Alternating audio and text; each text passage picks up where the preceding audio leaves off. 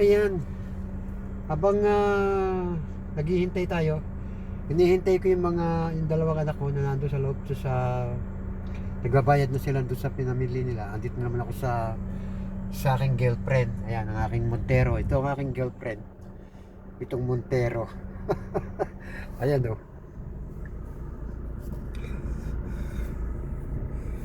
Ayan.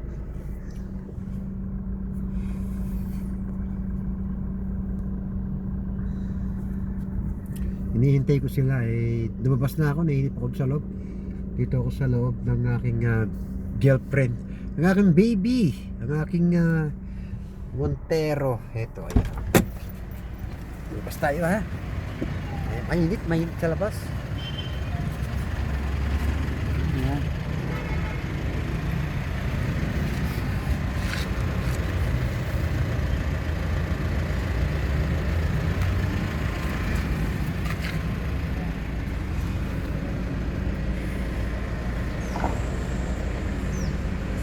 Mainit sa labas. Pasok uli ako sa loob.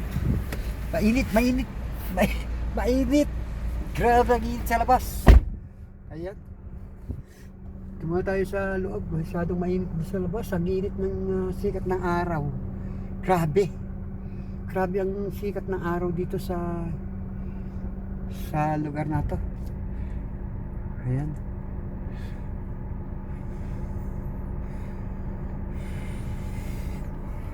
Ayan yung Robinson Supermarket. Ayan o.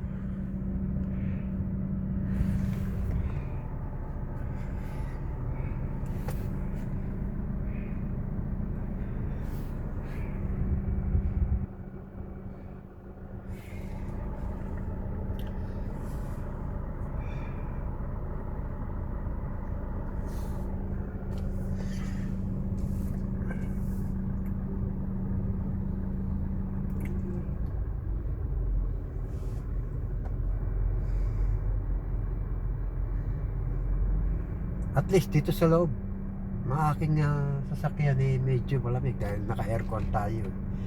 Naka-open yung aircon na yun. Grabe ang init talaga ngayong panahon na to. Diyos mio, marimar.